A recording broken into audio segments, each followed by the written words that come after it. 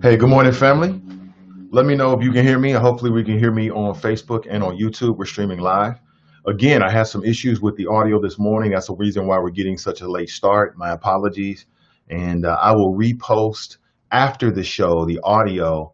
Hey, what's up, Daryl? I'll repost on Spreaker and on TuneIn after the show. So we're not going to be live on Spreaker this morning. And obviously, I still got some things I need to work on. Good morning. Welcome back to the program. Numerous things to discuss. Thanks, Daryl. Appreciate it. Numerous things to discuss this morning, including, and I'm a little bit late on this, but I think it's very, very important. There's been other things we've been talking about.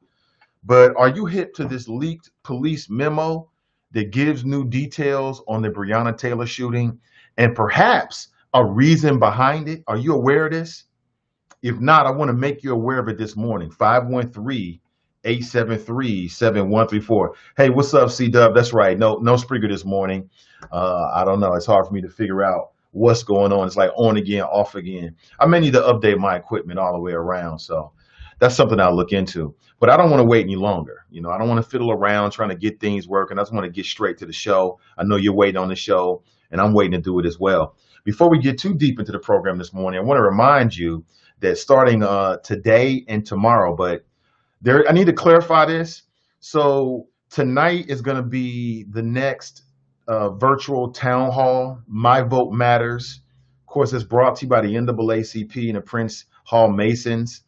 And tonight is going to be the sheriff's race and the sheriff race only. Okay, so the way it works is tonight at 6 p.m. I'll be your moderator. You can tune into the live stream. It'll be hosted by Sin Digital Media. And I'll be talking with Bruce Hoffbauer and Charmaine McGuffey. Then tomorrow will be the clerk of courts race. And of course, I'll be speaking with Aftab Pourval and Alex Glandorf. And then next week on September the 8th will be the Hamilton County's prosecutor's race. And I'll be speaking with Fernand Rucker and Joe Dieters. Okay, so I want to make sure that somebody asked me, like, are they doing all one in one night? No, it's going to be, and I really like this format. That way we can really drill down and focus on the particular races for about an hour. That'll be the length of it. And if you can't watch it live for whatever reason, then of course it'll be on the NAACP's page and on the Sin Digital Media page later on today. Okay, numerous things to discuss. I want to talk about Breonna Taylor. I may talk a little bit of Trump as well. Trump did an off-the-rails interview with Laura Ingraham, and he compared police who choke and shoot people to missing a 3-foot golf putt. We'll talk about it. 513-873-7134. Of course, I am still taking your phone calls this morning if you'd like to share your thoughts. To all my Spreaker people, and I'll put a notification out. Unfortunately, I won't be on Spreaker live, but I'll post the audio afterward. Just had some technical difficulties, but as I say, the show goes on. Hey, good morning and welcome back. Welcome to my home studio. You're always welcome. Nathan Ivey with you. I want to get a nice, close, and personal with you this morning and chop it up on everything that's going on. Hey, what's up, everybody? How you doing? Good morning to you. Last 24 hours have been really, really excellent, man. I thought we had a decent show yesterday, some good conversation, some interesting flows. That first day of school, woo, man, it's going to be different, especially if you got very young children. Like my son is 5, and he is in the kindergarten now. And man, that's different. Welcome to parenthood, right? Yeah, it's different when you sending your kids off and somebody else is dealing with them. Pardon me. It's different when you send your kids off and somebody else has them all day long, ain't it? Oh, it's different. When they at home and you got to juggle your job and at the same time you're juggling, managing what they're doing, it's a whole different thing. Shout out to the wifey because she was doing the duty yesterday. Of course, I'll be doing my duty as well as she has to work. But to single parents out there who also have to work, man, and you got young children, you just can't leave them in a room by themselves, and they don't know what to do. My son is 5 years old. His attention span is that big. You leave him in a room with a laptop, he'll be watching something on Netflix. I'm telling you. And I can already foresee there's going to be a lot of blunders. There's going to be a lot of really interesting videos that people are going to be posting in terms of their experiences with the whole digital learning. And yesterday was just the first day. We got 5 more weeks of this. Woo! How many parents have changed their tune and you want the schools to open now? Raise your hand. It's like, look, COVID-19 or juggling digital learning? I think we'll go with COVID-19, right? It's real out here. Welcome to parenthood. Welcome to parenthood. You had them. You wanted to be a parent. Now you're a parent. Do it. I don't want to hear no belly aching about it. Get it done. Make it happen, Captain. Simple as that. Do what you got to do. It's real out here in them streets, in them digital learning streets. Like my daughter's in the 10th grade. She goes into her room and shuts her door. I sneak in and I check on her, right? She's A1. She's on top of it. You know what I'm saying? I mean, she's a child, Generation Z. She got this. My son, man, he needs one of us to sit there. We have to be the teacher. We're like teachers at home now. And it's real. It is so real. You are right there in it. And parents juggling, doing your own Zoom meetings, and you got to run back in and try. You got a Zoom meeting on one desk, and then right next to you is your child's desk, and you're trying to make sure you're managing both. Listen, what don't kill you make you stronger, right? So we'll get stronger through all of this. It is real. I suspect that for some parents and even teachers, I think it's very, very real because, you know, my son has a teacher. She's a little bit older. You can tell she's struggling with the whole digital learning thing. Like, what do I do next? Huh? What? Can you hear me? Can you see me? It is so real out there, man. I suspect that this situation, this scenario, will maybe, hopefully, I hope that it'll bring a better appreciation for teachers, for the classroom experience, and then parents for teachers and what teachers have to do. Because I think sometimes you can take certain things for granted until you got to do it. And then when you have to do it, it's like, oh, woo, this is a big job. So shout out to all the people involved. I know CPS is still working out the kinks. My daughter was complaining about her teachers were like, you know, the connection was going in and out. And I told her, I said, look, be patient. I mean, you know, it's the first day. They're trying to work this out. They're working on the kinks. I'm sure they'll work on all of this. It is what it is. You know, welcome to the digital world, the world of Zoom meetings where 1 minute you're on, the next minute you're off. I can only just get ready for it. It's going to be a whole lot of hilarity, funny videos, hijinks, flubs, you name it. People that forget the camera's on. I mean, it's already happening in the professional world where people are like, you know, professionals, they're getting paid, having Zoom meetings, forgetting their own camera. You know what I'm saying? Just get ready for it, family. Just brace for the impact, strap in real good, and we'll get through this together. Okay? Just woo-saw when you have to. For some parents out there, depending on your situation, it's going to be difficult. It's going to be difficult. But you had them. So get ready. Get ready for it. That's all you want. No tears. Get it done. Make it happen, Captain. You know what I'm saying? It is real in those digital learning streets, especially for younger children. Older kids, it ain't nothing. You check in every once in a while. It's like, you okay? Okay. They're not asleep.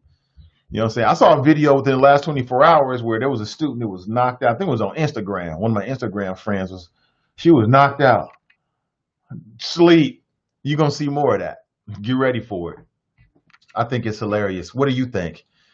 513-873-7134. Glenn writes, a better appreciation for the fact that we have to go through all this ish because of the inability of Donald Trump to take the virus seriously. Yeah, I mean, you know, it's that too. It's that too. You know, you're right about that. I mean, I can't say you're wrong. You're absolutely right about that. You know, it is what it is. I'll get to Trump next hour. First hour, though, I want to talk about Breonna Taylor. I want to talk about Breonna Taylor and some information that came out within the last few days. And people are slamming. It's a leaked memo, a memo that was written several weeks after Breonna Taylor's death. Now, if you don't know who Breonna Taylor is, black female. She was killed when Louisville police officers exercised a no-knock warrant, which I just don't understand. The whole concept behind a no-knock warrant just don't make sense to me. Like, I think no-knock warrants should be reserved for like the arch criminals, right? Like Bin Laden, right? Didn't the military essentially serve a no-knock? Well, I'm taking it out of context, but you get the point I'm making, you know. And basically, the police barged in. Her boyfriend didn't know who it was. He claims that he thought it was a home invasion. So he opened fire, shot one of the police officers. The police officers returned fire and ended up shooting her multiple times, and she died. She had nothing to do with it. She was a straight civilian, good person, professional by all accounts, right? Police are saying, oops, my bad. But my thing is, even if they were dope dealers, I don't think they should be using no-knock warrants. You know what I'm saying? That's the mentality. The mentality is like, whatever you got to do to get the drugs off the streets with these low-level dope dealers. These are low-level dope dealers. These are not the arch fiends that are bringing tons of coke into the country. You should reserve that for them. It just didn't make any sense to me whatsoever. But the new details are that there's a little bit of history that happened. A leaked Louisville Metro Police Department memo shows that investigators had more evidence than they previously made public, showing a connection between Breonna Taylor and the main target of the narcotics probe that allegedly led officers to barge into her home that night that she was shot dead by police.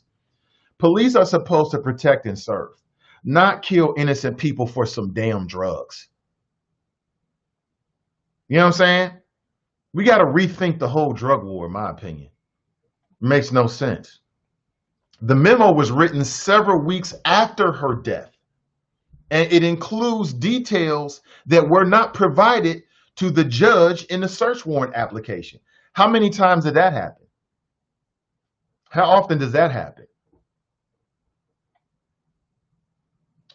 And apparently, someone that was close to her had an interaction with police, right? Where his car was towed. He filed a complaint against the police officer and used Breonna Taylor's phone number as his point of contact. 1 month later, Breonna Taylor was killed.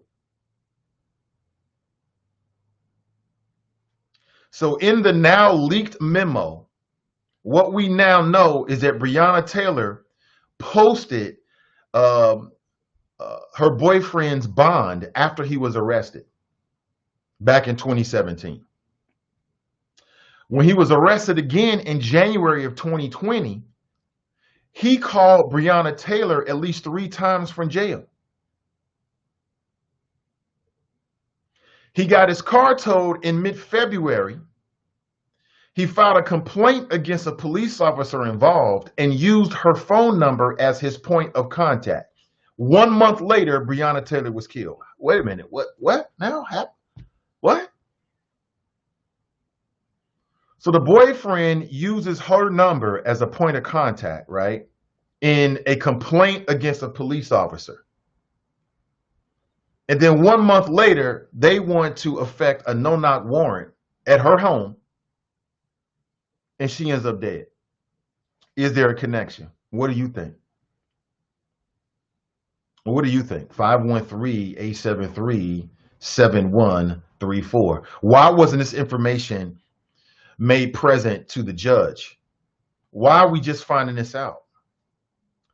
Was that the motivation for the no-knock warrant? Was it really on some level sort of like a retaliation because the boyfriend had filed a complaint? Is that a stretch? Is that a stretch? You tell me. 513-873-7134. I mean, people are trying to figure out what went wrong here. People are trying to figure out, wait a minute, why are you going in so strong at this woman's residence? Why? It doesn't make a lot of sense. Does that provide some insight? You tell me. I'd like to know. You tell me. Let me see here. Let me go back here this morning. Daryl writes, what's up, Nate? Brenda writes, happy Tuesday. Carolyn writes, good morning, Nate. No Spreaker this morning. I had some audio issues and the show goes on. Got to keep it moving. Daryl says, we can't see you. Hopefully you can see me now. Nat writes, good morning. Leslie writes, good morning, beautiful people.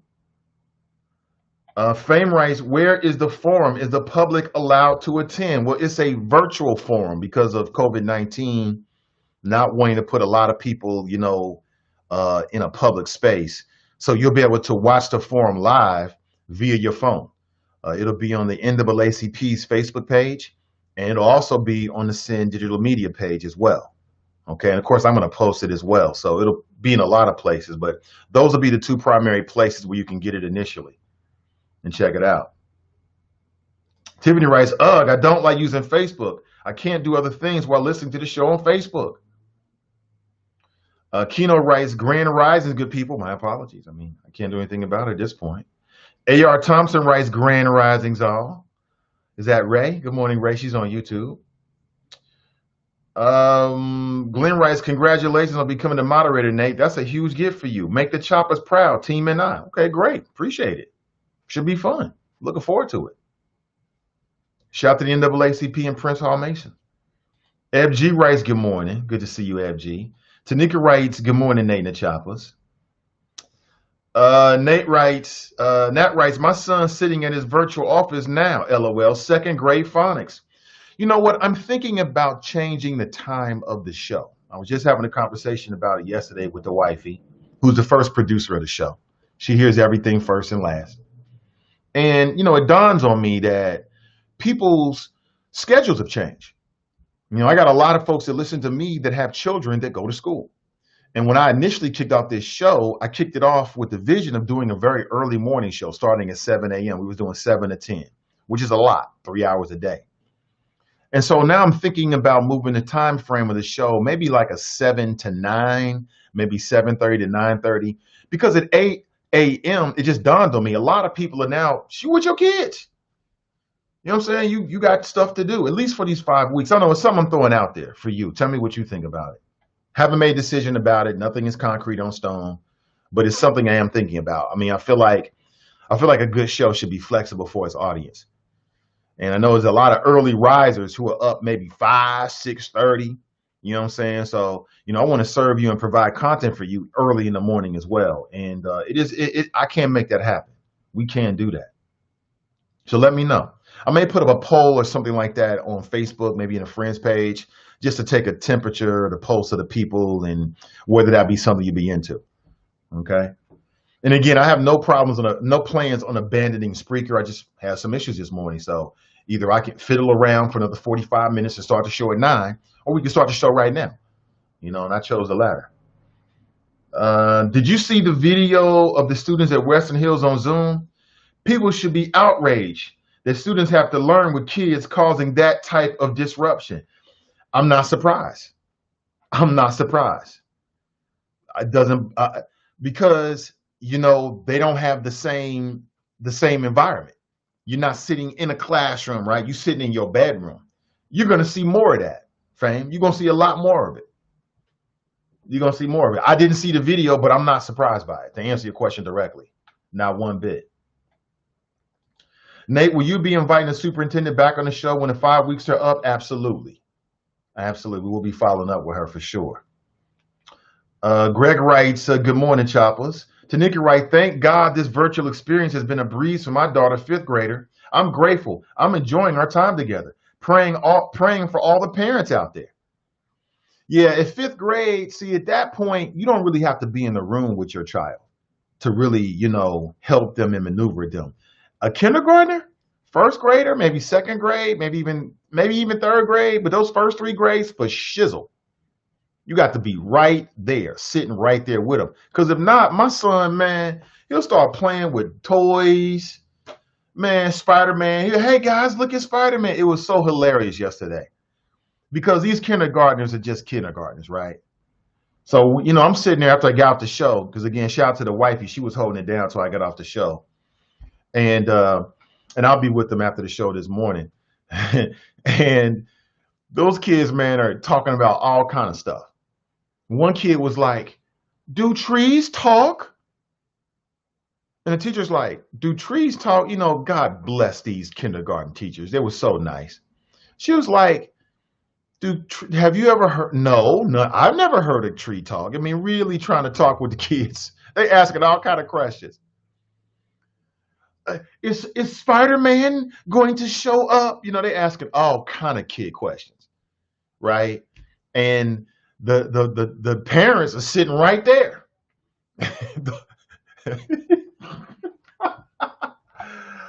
Get ready for it. That was just the first day.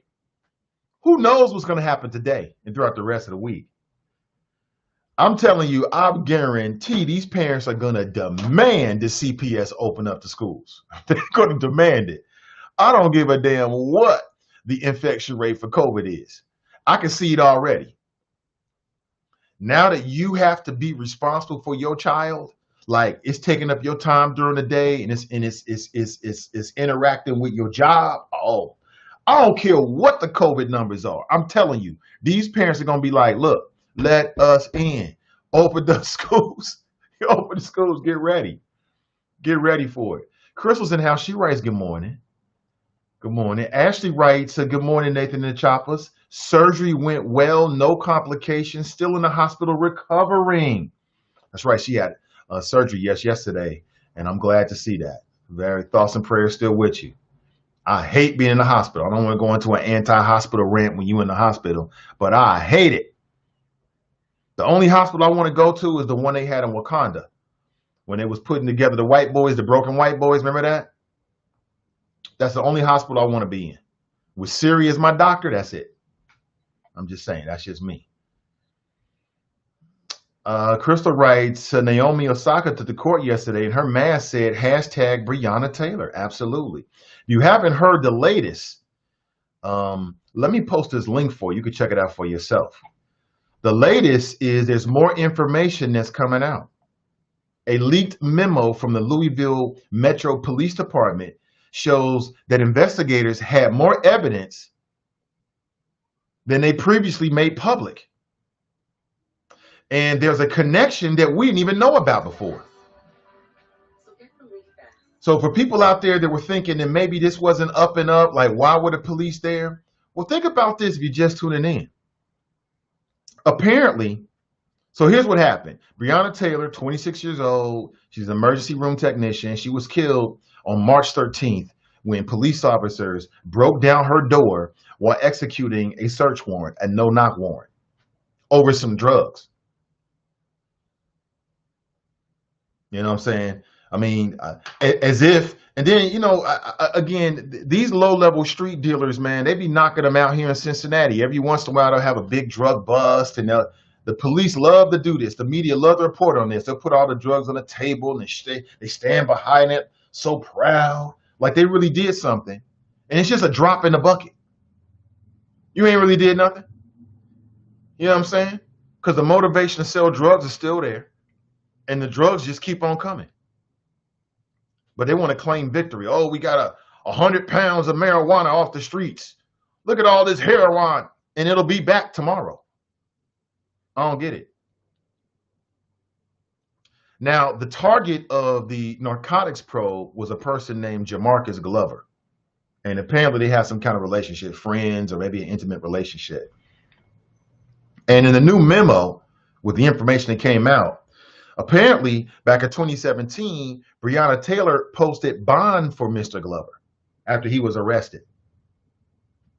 When he was arrested again in January of 2020, Breonna Taylor got a call from him, several calls from jail. Apparently, in one of the phone calls, Breonna Taylor told Mr. Glover that, you know, being around him is stressful because, you know, of his interactions with the police. Apparently, Mr. Glover had his car towed in mid-February, and apparently he had some kind of issue with it because he filed a complaint against a police officer involved. When he filed a complaint against the police officer involved, he gave Breonna Taylor's phone number as a point of contact, and a month later, police bust into her door. Is there a connection? Some people are speculating that perhaps there was a provocation or a motivation, that it was about retaliation because police officers were upset because, you know, how dare he file a complaint against me? There's a video on YouTube right now where a white dude tried to see what would happen if he filed a complaint. He went to a whole bunch of police departments, right? I think it was down in Florida. And he wanted to see what would happen if he tried to file a complaint. And it was not pretty. He got kicked out of one place. The officer's like, you know what? If you're not going to tell me specifically what happened right here, right now, then get out of here. Yeah, they were very hostile. Like, some police officers can be hostile, in a situation like that. I don't know if that's the provocation. I'm not sure if that's the motivation. I'm just telling you that this information is coming out within the last week, and it's something to think about. It's something to think about. AR writes, these monsters are not going to stop killing us. Now what? She seems to have been the target. Daryl writes, this was an ex-boyfriend, correct? I don't know if he was a boyfriend or a friend. I can't tell you, but someone that she knew. Lannis writes, good morning, brother Nathan Ivey. Hey, good morning to you. Glenn writes, this sounds like the police leaked this memo. Could have been. Could have been. But I'm not really sure it makes them look better. Like, there are some people out there that would love to drag Breonna Taylor's name through the mud.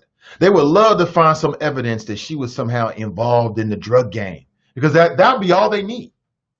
That would be all they need, right, to prove that she was a bad person, and therefore whatever the police did to her was justified. And in this country, some people have the mentality that if you committed any offense, even if it's a minor offense, then whatever the police do to you is justified. There's black people that got that. Like, I had to argue with black people, seemingly intelligent black people, about this brother Rashad Davis. Oh, no, he was wrong, Nate. What did he do wrong? Even when the charges was dropped, people were arguing with me like, he still was wrong. What was it? Everybody says that the criminal justice system in Cincinnati is unfair toward black folks. Everybody agrees with that. But Rashad Davis was lucky that the charges was dropped. What? A judge dropped the charges. Grand jury said not enough information to move forward, not enough evidence, but he was lucky. No, he never should have been arrested. It was wrong from the top. It was a waste of taxpayer dollars. He's sitting down there for 11 days in a justice center, wasting our money, and people are still arguing about it. I don't get it. But some people, even in the black community, have the mentality that if you commit even the most minor infraction, that whatever the police do to you is okay because you committed a small infraction. What? That's part of the problem. Kendall writes, suspect.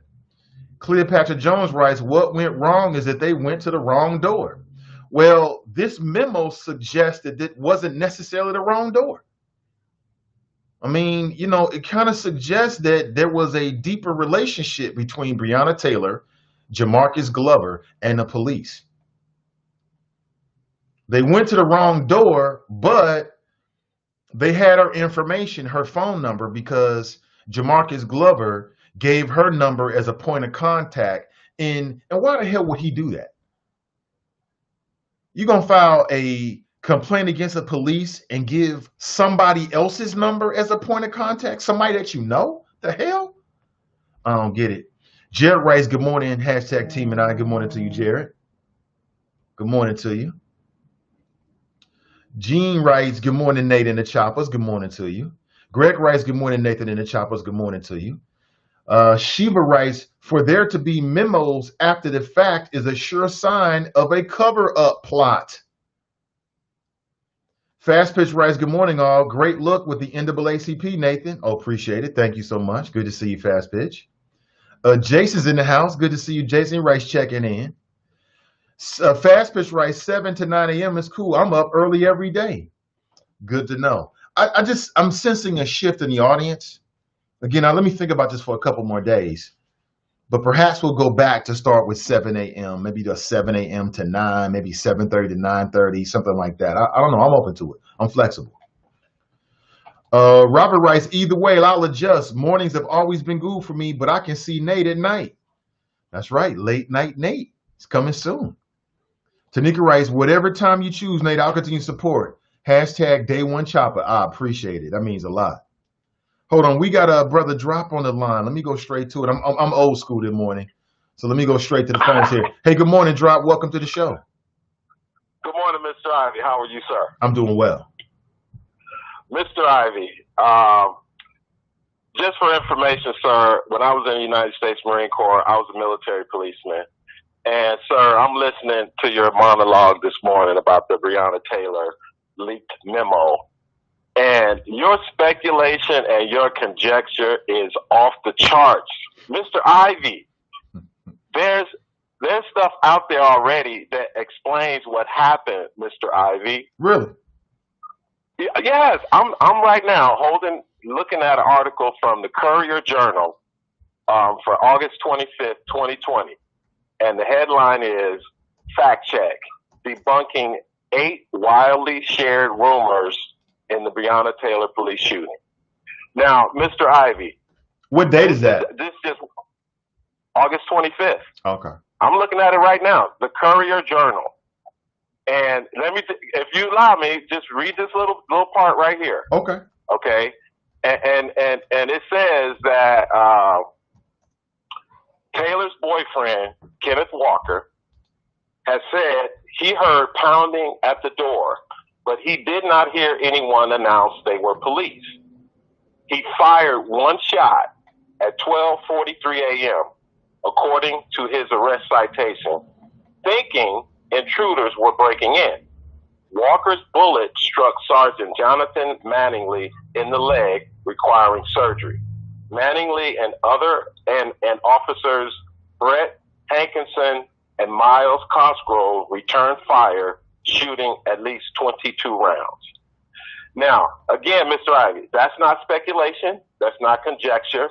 Those are facts. So just from reading what you read this morning from that leaked memo, right? It's clear, Mr. Ivey, why no one has been prosecuted in this case. It's clear. I'm struggling. I don't hear anything. You just said exactly what I said earlier. Yes. Okay. And so where's the conjecture? I don't understand. Where's the conjecture? Where's the speculation? Well, when you were reading the accounts from the memo with the vehicle being impounded and the arrest and him being bonded out of jail and Breonna Taylor calling him while he was locked up, which is a different man. We're talking about two different men, right? No. Yeah, we are talking about two different men. We're talking about the man that was in the bed with Breonna Taylor on the night when the search warrant was served. No. And then the other thing about it is your story is dated on the 25th. This is relatively new. This came out on the 30th. I know, but Mr. Ivey, I'm reading you from the incident report of the night of the warrant. Yeah, but Breonna Taylor's boyfriend is Kenneth Walker. I was talking about another dude named Jamarcus Glover.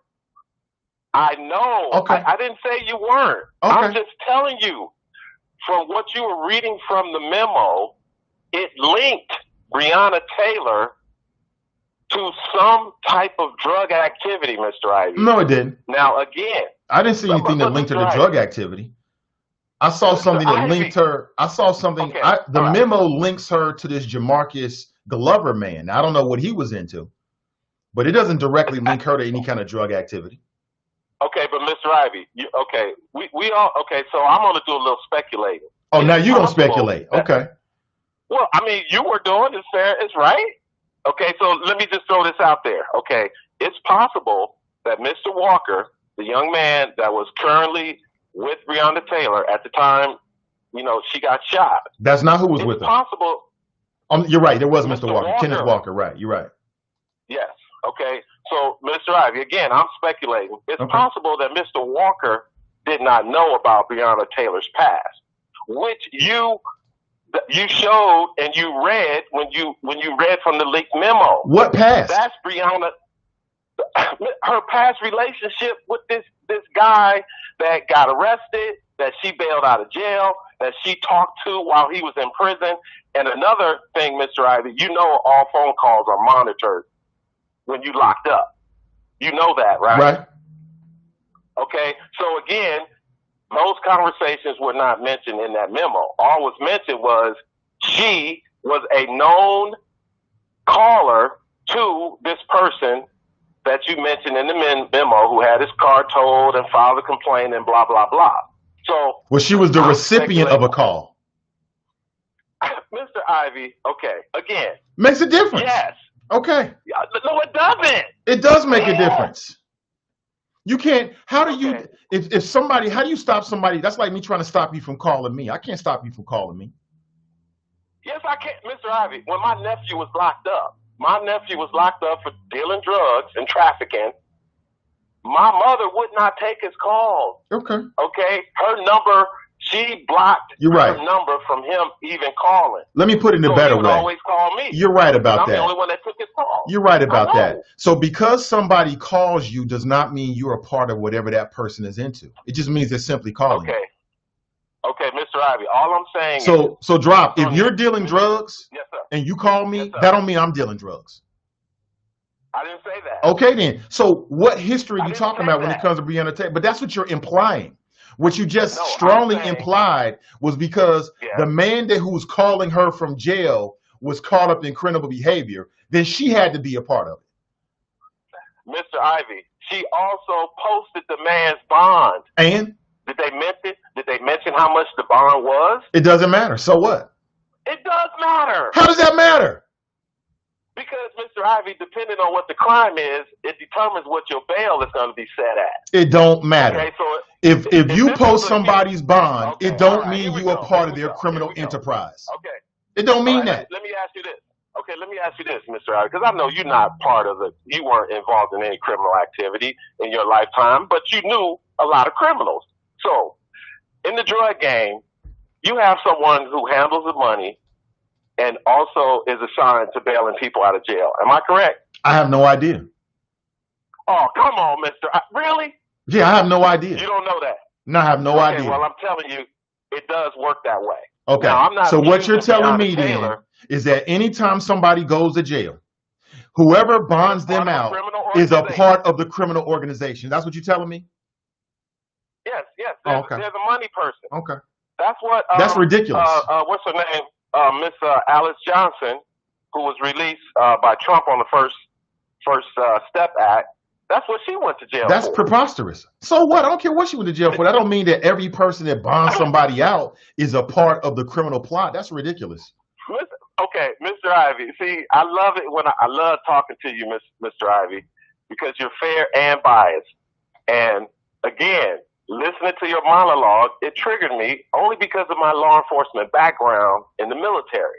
Now, again, I'm saying, Mr. Ivey, based on this leaked memo, based on the information that was already out there, part of what I read from the Courier Journal article, plus the fact that no charges have been filed in how long has it been? Over 2 years? It tells me, Mr. Ivey, that there's a reason that a no-knock warrant was issued at this address with Breonna Taylor's name as the person who lives there, not Mr. Walker. Okay, so again, all I'm saying, Mr. Ivey, if this is going to be an issue that Black Lives Matter and other organizations want to run with, like LeBron James and so many other celebrities are jumping on this Breonna Taylor case, all I'm saying, Mr. Ivey, the history is going to come out. It hasn't come out yet because no one's been charged. But the fact that this memo has been leaked, it tells me that charges are getting ready to be filed. Okay? So this is the way the stuff works. It always works this way. Stuff comes out slowly. The media has an agenda. The politicians have an agenda. The lawyers have an agenda. And it's just sad that Breonna Taylor's family and Mr. Walker's family have to go through this. Now, it is possible, Mr. Ivey, that Breonna Taylor was done with that life. She was ready to move on and get past it. But unfortunately, Mr. Ivey, these things do happen. And it was unfortunate that her boyfriend shot through that door and hit that officer, and they just start dumping. in a dark apartment. But again, Mr. Ivy, that's all I want to say. Now, you sir. do I'm not realize gonna that the talk police politics. didn't find any drugs or money in the house, right? Yeah, I know that. And you do realize there's still a question mark as to whether the police announced themselves and went through the proper steps, even when they're trying to effectuate this warrant, right? There's still a question mark about that. I just want to make sure you put that out there. Well, it's a lot of things that are question marks because there's an ongoing investigation. Okay? The Attorney General, the black man who's married to a white woman, which doesn't matter, but he basically said that there were phases to this investigation, and they just completed a phase that had something to do with the forensics. And he said after that has been analyzed, they will move forward with the case. Now, he didn't say somebody was going to get charged or anything, but he said they will move forward with the case.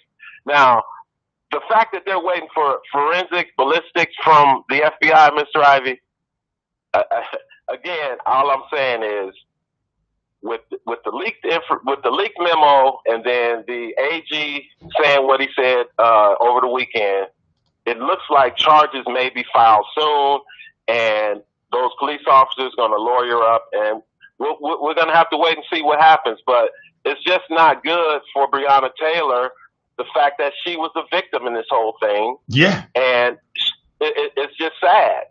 Right. But this is what happens when you get involved in criminal activity. These are the unintended consequences that can happen. What criminal activity was she involved in?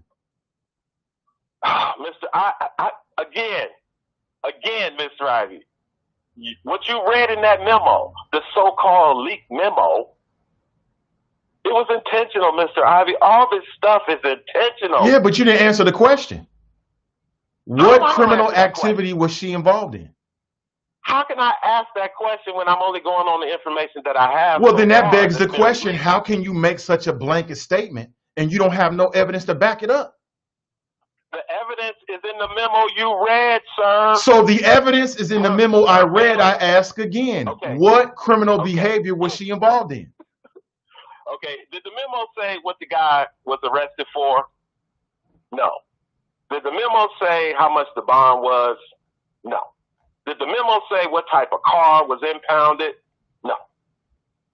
There was a lot of things that were left out in the memo intentionally, Mr. Ivy. So I ask you again, what criminal behavior was Breonna Taylor involved in? If you don't have any evidence, you should stop saying it until you get the evidence, period. I can't, Mr. Ivy, I can speculate just like you did. I'm saying there are too many unanswered questions for me to answer your question, sir. So if you can't answer the question, why are you making a statement? Then stop, Mr. Ivy. You cannot ask questions that you don't know the answer to and then argue with me when I give you the answer. But you haven't given me the answer. Again, sir. You don't have an answer. You don't have an answer. The fact remains is that there's no evidence that Breonna Taylor was involved with any criminal involvement whatsoever. Is there? It had, okay, Mr. Ivy, you read, okay. Is there any evidence that she was involved with any criminal actions? Yes. What's the evidence? You know why? The evidence is the fact that the judge issued a no-knock warrant. And you know how difficult it is to get a no-knock warrant. Breonna Taylor was connected to something pretty big in Louisville. For them to use her address, since you said the man, Mr. Walker, was not the guy in the memo, then we're talking about Breonna Taylor, specifically why they had a no-knock warrant for her address. So there's no evidence. Mr. Ivy, call up your boy, Mr. Forte, who was in law enforcement, and ask him why would the Jefferson Circuit Judge Mary Shaw agree to issue this high-level no-knock warrant, a narcotics warrant. Mm-hmm. Okay, so if that does not say that there's some drug involvement with Miss Breonna Taylor or someone who lived at her address, Mr. Ivy, are you serious?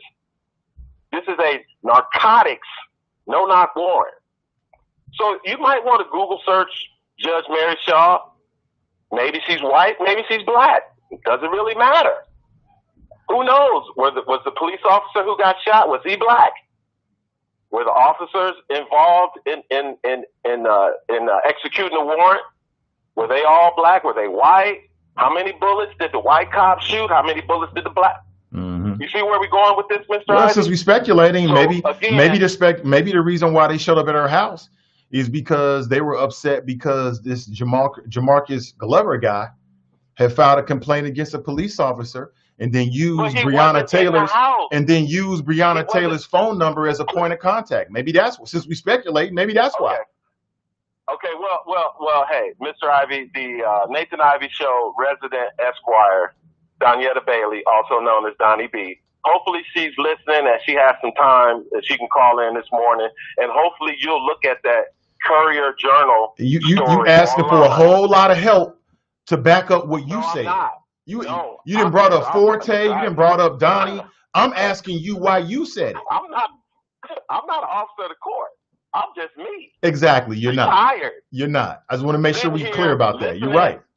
Sitting here listening to one of the most dynamic and the most entertaining podcast radio shows in the greater Cincinnati area. That is the Nathan Ivey Show. Two things can be true at the same time. You're right about that. And you don't have any evidence that Breonna Taylor did anything criminal at all. Because there is no evidence out there. The evidence I have, which you went over in your monologue this morning, is that so-called leaked memo. That tells me this is getting ready to go into another stage. Mm-hmm. And it sounds like somebody's getting ready to go to court. Somebody's getting ready to get charged. Mm-hmm. Because the leak memo, Mr. Ivey, who does it help, in your opinion? Well, what I know is that the mayor of Louisville talked about the leak memo, and he said that it was put out there to sway public opinion, perhaps against Breonna Taylor. So I don't know. There you go. That's all. Hey, I'm done, sir. I'm done. You just proved my point. Actually, I didn't prove your point. I actually disproved your point. That's actually what happened.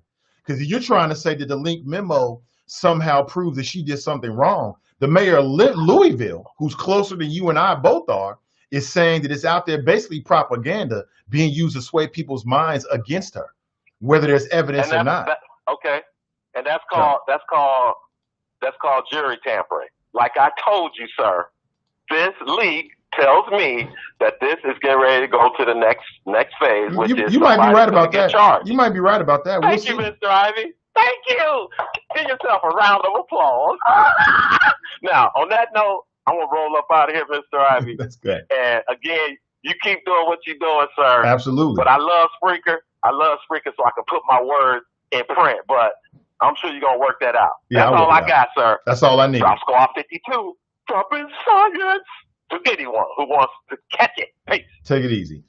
I'm telling you, these conservatives, these pro-police folks, man, they want Breonna Taylor to be dirty so bad. I bet they searched that house 1 billion times trying to find any kind of drugs whatsoever. Any kind of money. Oh, we found $1,000.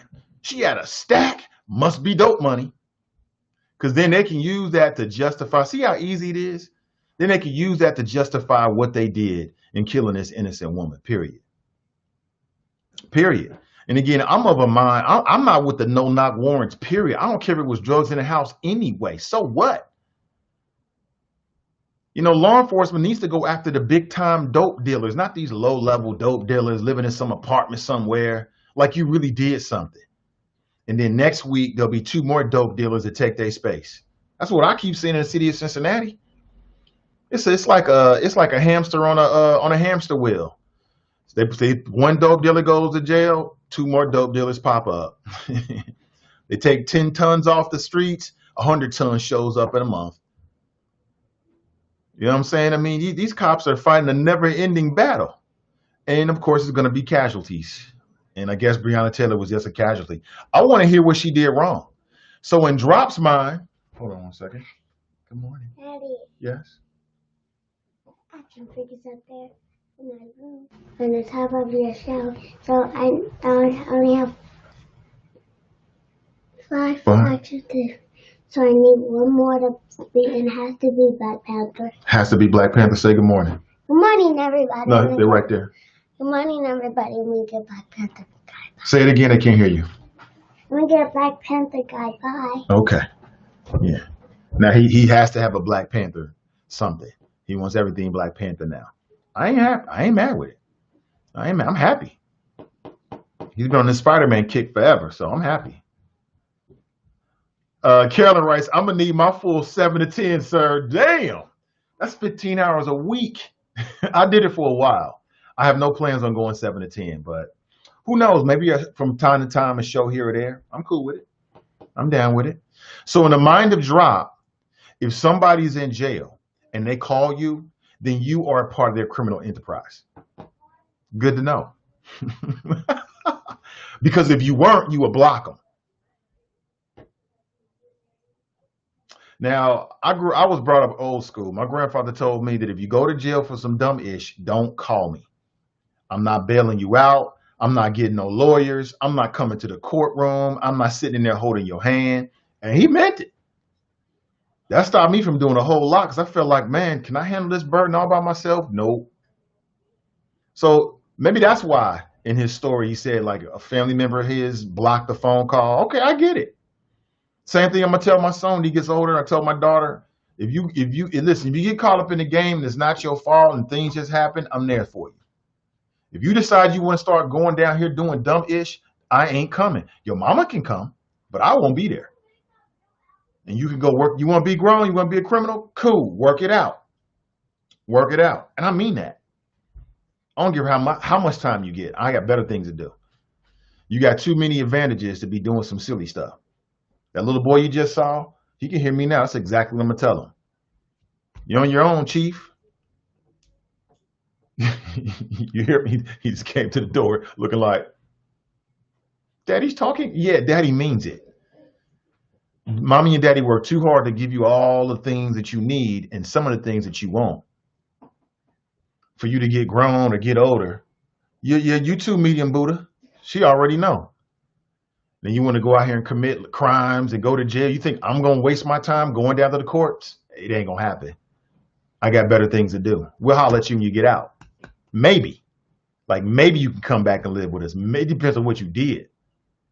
We ain't on it. Now, if you get caught up in the game, you got to do what you got to do. Daddy's there for you. We'll go to the end of the earth. We'll go to hell and back for you. But if you're just doing some dumb-ish, I ain't got no time for it. Sorry. I vote no. I'm still walking in circles. Tracy writes at 7. Nathan Ellis is in the house. He writes, good morning, all. La Marino, what's up, La Marino on Facebook? Teachers need more money. I agree. That is Ray. Nate, that one reason my son is in private school. Some kids have to deal with kids like the ones in the Western Hills video in class every day. I've seen it personally because I work in the building. Oh, really? Let me see. Let me check this out. What am I missing here? Okay, somebody send me a link. I want to check out this. I haven't seen it. I must admit to you, I haven't seen the Western Hills video. It's been a busy 24 hours. Samantha writes, good morning, all. Jean writes, she's just laughing. Tanika writes, no, do trees talk? I ain't making it up. A kid was like, do trees talk? And the teacher was like, I haven't heard any trees talk. Have you? Yes.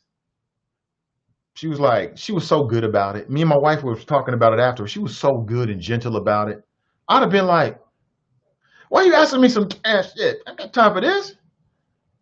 But see, that's why I'm not a teacher. I don't have the disposition for it. Props to these teachers out there because y'all better than me.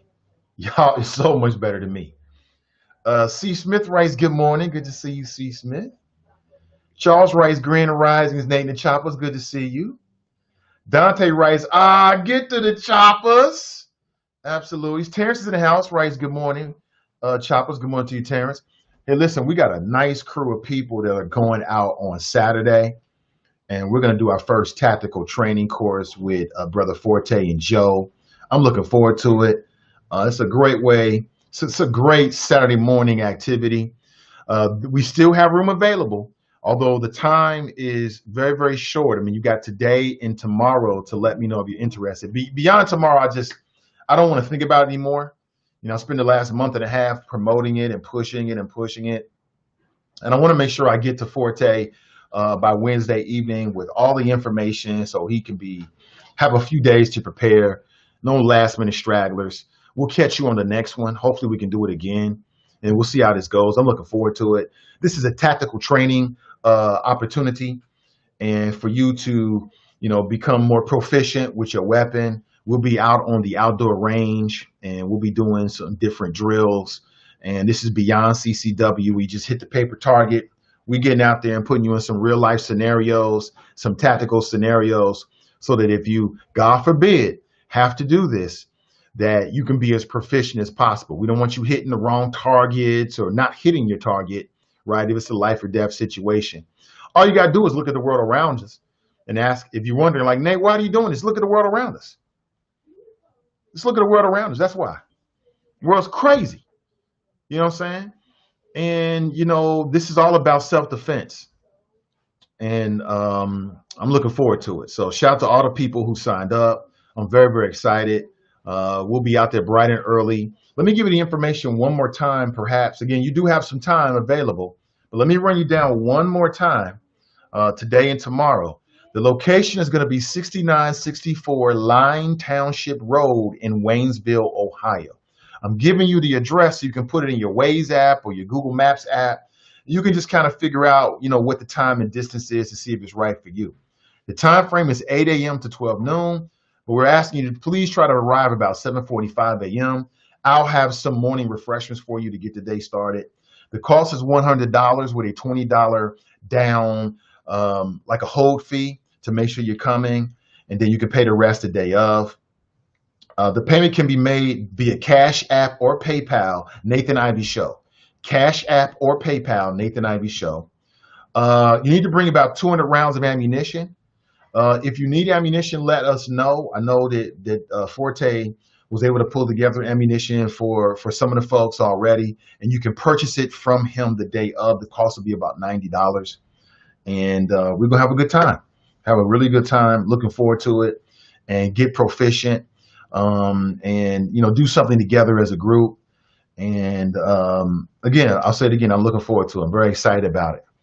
And we do have room for you. And the door is open until Wednesday. Okay. After Wednesday, Thursday, and Friday, I'm going to be on some other ish. I don't even want to have to think about this. I want to make sure Forte has the names and all the information. And then I can prepare for myself in terms of refreshments and what I need to do. And that'll be it. Okay. And then we'll catch you on the next one. Again, this is not a CCW. This is tactical training, the next step. And I see this hopefully as a series, and we can go out maybe a few times a year together as a group and, be more proficient in protecting ourselves and our families. That's what it's all about. So if you're interested, just hit me with a direct message. Hey, what's up, Joel? Thank you for the follow. If you're interested, what is this? Oh, okay. I'll have to check that out later. If you're interested, let me know. Appreciate you. Looking forward to it. We've been talking about this since last year, man, but with COVID and then my whole health issues and just the time and stuff, we weren't able to get it together until just now. Glenn writes, supposedly the guy they were looking for was already under arrest hours before the incident. Dale writes, I believe it's character assassination for the victim to justify LPD wrong actions. They always do this. Remember the brother in Dallas shot in his own apartment? Deborah writes, good morning. Tanika writes, it doesn't matter what Breonna did or didn't do. She didn't deserve to die like that. I agree. But again, listening to Drop this morning, he believes that if somebody calls you from jail and you accept the call, then you are complicit in their crime. That's what it means. And I, to be fair with you, there was information in the leaked memo suggesting that she was talking about holding money for these individuals. But I don't care about that. So what? And I don't understand. There's still a lot of question marks and it doesn't justify it. Crystal writes, good morning. Brian writes, not a given those facts are accurate in the leak. Absolutely true. Jerica writes, hola, beautiful black people, and the others too.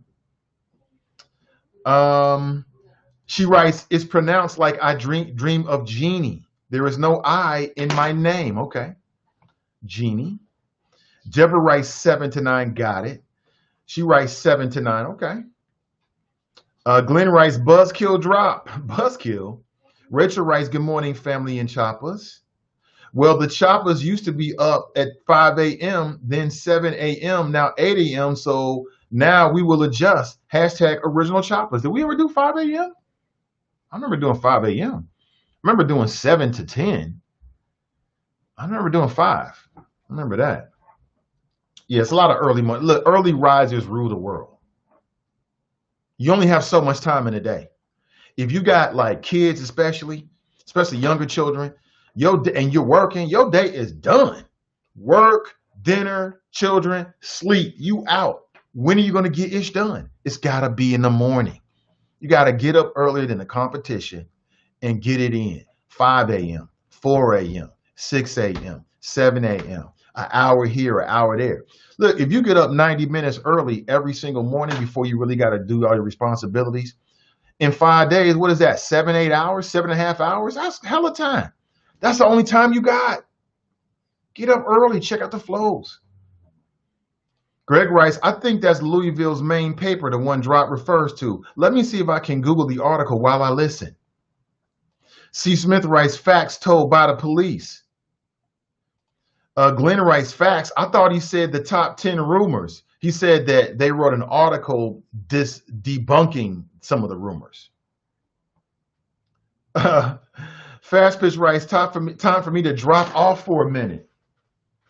Rachel writes, I started listening at the wrong time. Hashtag bomb squad. May writes, what's clear? Man, hang up on him. Not the same guy. Drop right. He didn't even realize it was 2 different guys at first. C. Smith writes, that's Kenneth Walker, the boyfriend, not the ex, Mr. Glover. Glenn writes, not the same guy. Charles writes, the mascot is exactly the type Negro that case for the police. Let me see. Jericho writes, calm down, be chill.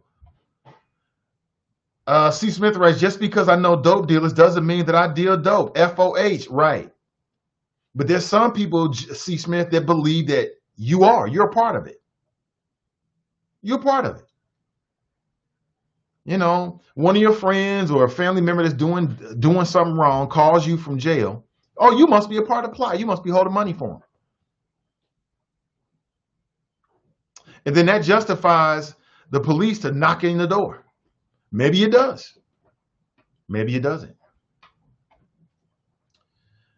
How could she have been an EMT? Jericho writes, she had been linked to drug activity. You read about it on your show. Angela writes, is this guy a rep for the Louisville PD and AG? Jericho writes, she was holding drugs and money. Really? Is that a fact? Did they find any drugs and money in her house? Is that the speculation? Billy writes, please hang up on Drop. Man, don't call here with that Trump-ish FOH. Drop's on some BS as usual. You can't run up in a citizen's home and kill them. WTF. You can if they're black, and you can if you think they've been suspected at holding drug money, apparently, because they did it. Apparently you can. Jericho writes, regardless of her affiliation, she did not deserve to be murdered. I agree. Or to be killed, because I think murder is a legal determination. Talking to prisoners is not a crime. Helping prisoners is not a crime. Drop Squad 52 with his military police tactics investigation. Hashtag wannabe cop. Y'all going hard, man. Lynn writes, I still don't know why she is dead. Floyd writes, man, be for real. Who shoots at someone knocking at the door? It could have been his mother. He shot when the door got kicked in. Of course, the police incident reports is going to make the police in the right. Find one single incident report that doesn't. Jericho writes, replying to Jericho, Nate read about it on the show last week. May writes, so she deserves to die because of what the F her old boyfriend did? Bye, drop. Tracy writes, you stopped Black Lion from calling LMAO. I'm not sure what that means. Daryl writes, yes, drop is implying she is involved in criminal activity. But he couldn't tell us what the criminal activity was. Tell us what it was. Carolyn writes, so whatever she posted is bond. Drop, you sound stupid AF. Daryl writes, he's full of ish. Fast Pitch writes, I had an uncle who was a drug addict and sometimes sold drugs to support his habit, who was arrested many times, who called me from jail, and who I've bonded out of jail. But I am in no way involved in drugs. You effing idiot, right? I resist that idea that because somebody else has a drug problem, either they selling drugs or addicted to it, they call you from jail, and now you got a drug problem. I don't believe it. I don't believe it one bit. Brian writes, talking to a prisoner is not a crime. Bailing out a person in jail is not a crime. Angela writes, so pretty much to this guy's standpoint, she deserved what happened because she posted bomb FOH, right? Well, she posted the bond, so she must have did something. What? I don't believe it. Dale writes, they could be childhood friends, right? Nat writes, white supremacists like Drop like to spend hours spinning black police behavior. Well, Drop, I don't think Drop is a white supremacist at all. And he's black. Lynn writes, this is made up stuff, Drop. Yeah, I mean, think about it. How did that information about Breonna Taylor leak? How is it that information that you would think is only privy to people that run the jails, right? How is that leaked to the media? Who would have the authority or even the purview, right? The ability to leak information like that? And then why would they leak it? You see, Shane writes, this Negro is house-made. They're going hard. Katie writes, even if she was involved, it doesn't matter. She didn't deserve to be shot to death. Nurses go to court, lose their licenses, and even go to jail for fatal mistakes. Why are police not held to the same standard? Which leads me to Donald Trump, who had a very interesting conversation with Laura Ingraham. He had a very interesting conversation with Laura Ingraham, in which she asked him about the situation that happened in Kenosha. And Donald Trump he started talking about police officers who make mistakes sometime. And, you know, it's just like missing a 3-foot golf putt, he tried to say. That's what he said.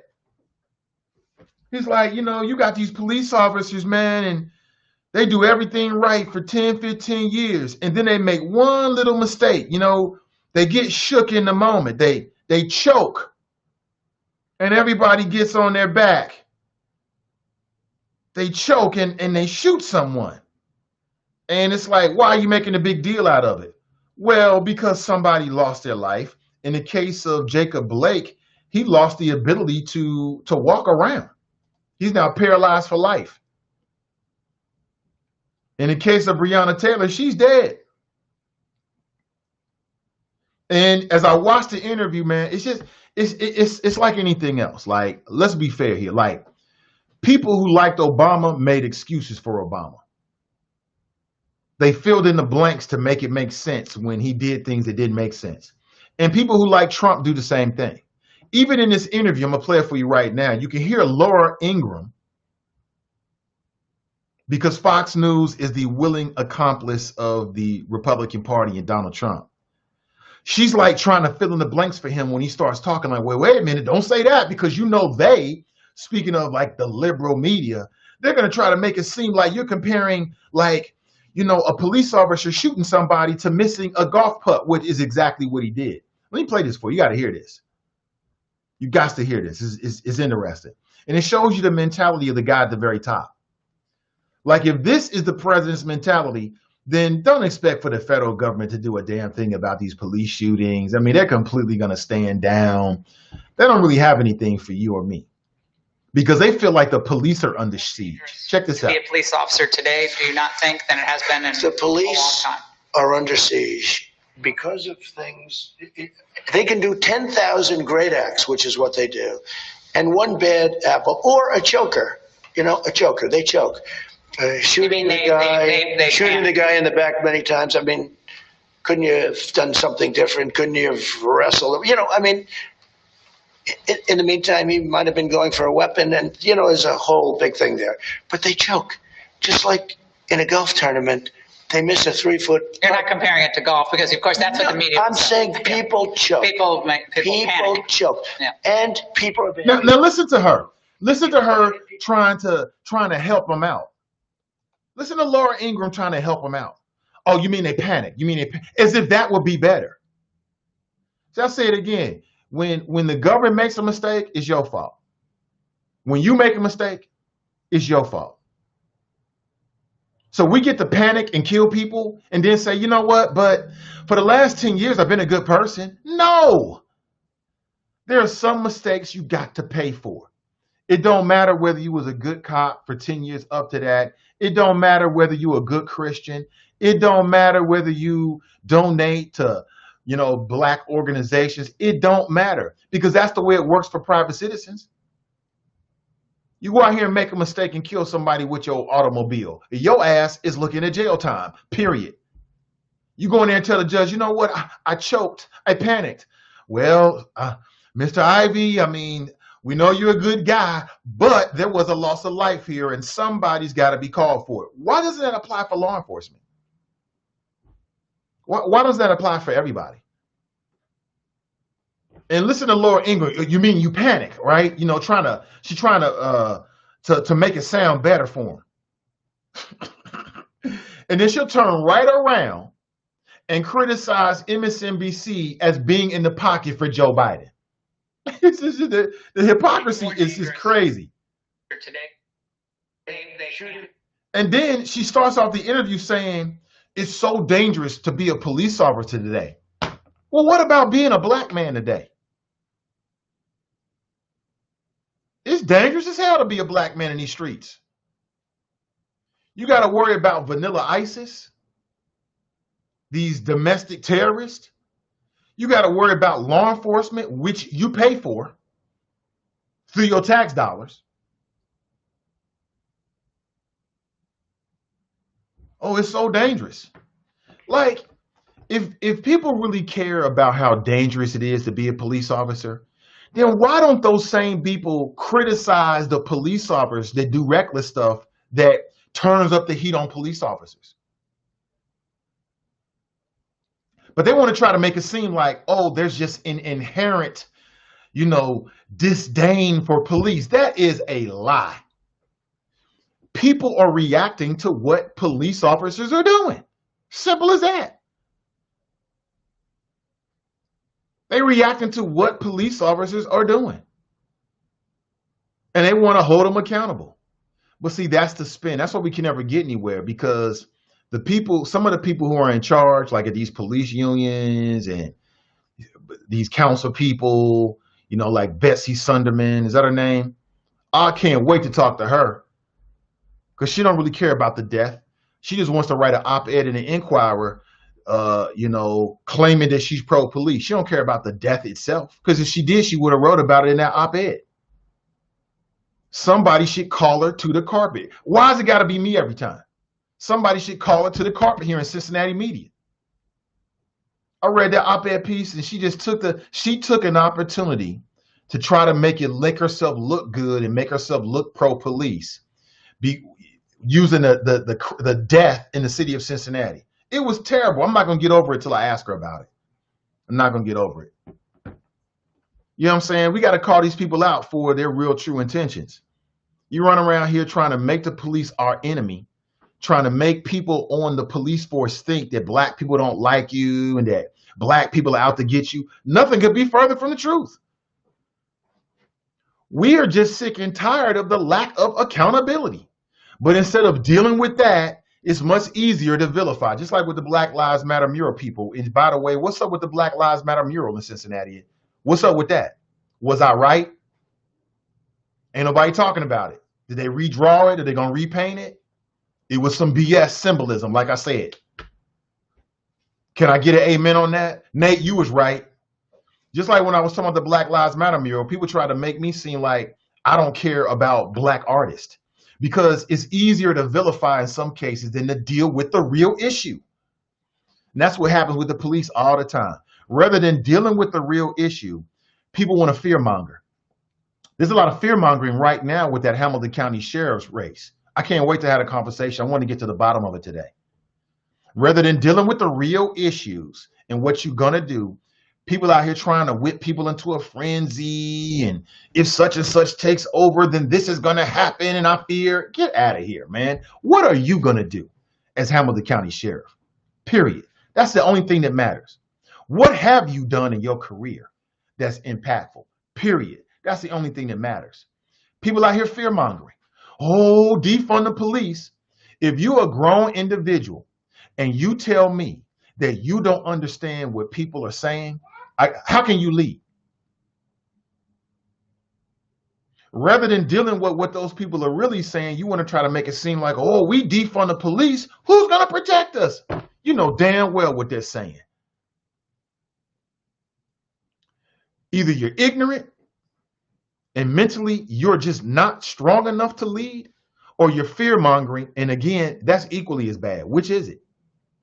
We'll get to the bottom of it today at 6. Trust me on that.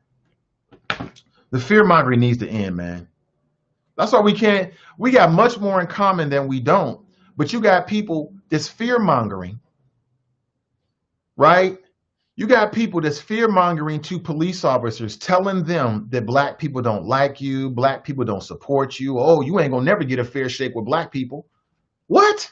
Negro, please. Nothing could be further from the truth. The reality is that we just want accountability when police officers, what did Trump call it? They choke. Listen, when you choke and lead to somebody's death, you got to pay for it, period. You can be a good guy. I'm sure you was a great person. Jesus will forgive you and all this other kind of stuff, but you got to pay for it. Because as private citizens, you got to pay for it. That's how it works for private citizens. Tell me I'm wrong. Let's go back to the phones. Good morning. Welcome to the show. Good morning, Nathan. How are you doing today? I'm doing great. Hold on one second, brother. There it is. Brother Fane. No, this is a football referee, Head Hockley. Head Hockley? Yeah. Okay. Well, that works too, brother. Yeah, I just wanted to just talk about a couple of things. Sure. Sure, the floor is mainly yours. about black folks' propensity to hear you but not listen.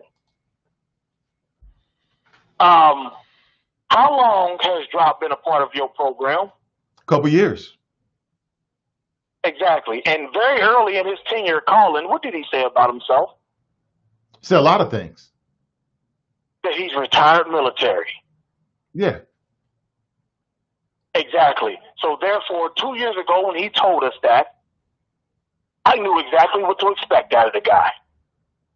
Because, and it's not a diss to him, but if somebody's in the military 27, 30 years, long enough to retire, there's going to be a hint of capitulation and indoctrination in their words and in their voice. Because when you work for somewhere that long, you become a part of that system. And so therefore, in 2020, people still getting upset at what he says and how he says it is so petulant at this point. Grow the F up, people. How are you letting a guy from California get up under your skin like that on a Cincinnati talk show? And all he's doing is speaking his truth. I can say the same to you about Sean King. When was Drop ever accused of stealing money and profiting from Chad Boseman's death, profiting from Tamar, the boy in Cleveland death, Tamir Rice, the dude? I mean, every famous what do you call these social media deaths at the hands of law enforcement, Sean King has been linked to, and most of them he's been accused of profiting of. When the hell did Drop do that? Yeah, but the point remains is that Sean King is who he is. He ain't in Cincinnati, but you let him get under his skin every time he say something. That's my point. That's because so same too. He's stealing from black people. He's stealing from black people. What is he stealing? Trump's just showing black people a new life. What is he stealing? And emotion. What is he Money stealing? and emotion. What is he stealing? Money and emotion. For the third goddamn time. Money and emotion. Whose money did he steal? The black folks that donated to him. Not yours, though, right? Use it to fund his lifestyle. But he didn't steal your money, and you still upset about it. So same to you. So for the same reason why you get upset about Shaun King and react to everything he do, is similar to the reason why people react in the drop. There it is. I explained it to you. Now you know. That is so. It is so on point. It's so on point. No, it's not. Yes, it is. That's a false equivalent. It's not a false equivalent. It's not a false equivalent. You 6'4" with 7'4" reach right now. I would not want to box you the way you reach it. They don't even equate, B. I think they equate quite nicely. Okay, all right. Well, hey, drop. Well, you might as well just come on to the show and start asking for donations to help fund your life. And your nappy, well, not Drop's wife. I was talking about Shaun King's nappy-headed, weave-wearing wife.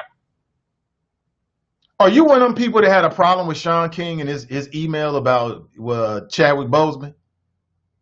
I have a problem with Shaun King fronting like he's black, first of all, continuing that facade. I have a problem with Shaun King putting his mama's business in the street, letting the whole world know she was a double member clutching whore. And yes, I have a problem with Shaun King profiting from Black Death, and he ain't even black. You got any more questions about your hero? What you call him, Logan, Wolverine or something? You like him like that? You defending him? No, I'm just setting the record straight. I'm holding you accountable, making sure you're consistent. That's all. When did that become part of the game? When did that become part of the game? The talk show host defending a white man who don't even live in Cincinnati. I'm just holding you accountable and making sure you're consistent. That's all. I know you don't like it. I know you don't like it, but it is what it is. There's three voices in Cincinnati for my generation.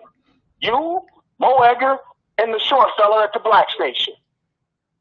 This is the only one I listen to constantly. But I don't come here to hear you defend Shaun King just to make a point. I'm defending common sense. You insulted your professional candor of 15 years by defending him trying to make a point. No, I think it was a really good point. You just don't like it. And the more you don't like it, the more that tells me I was on point. I saw that email, man, and I think that, was it Black Twitter that got all upset about Shaun King? I think people, here's what I think. I think people have already arrived at a conclusion when it comes to Shaun King. People like you have already arrived at a conclusion when it comes to Shaun King. And so now, every little thing you do, every time you think is an issue, you want to bring it up and make it a big deal. That's what I think. I read the email, and I didn't think it was a big deal at all. First of all, if I was a first-time listener, hearing you defend Shaun King, I would be a last-time listener. Secondly, I'm not defending Shaun King. I'm defending common sense. You're bringing up Shaun King in favor to make a point.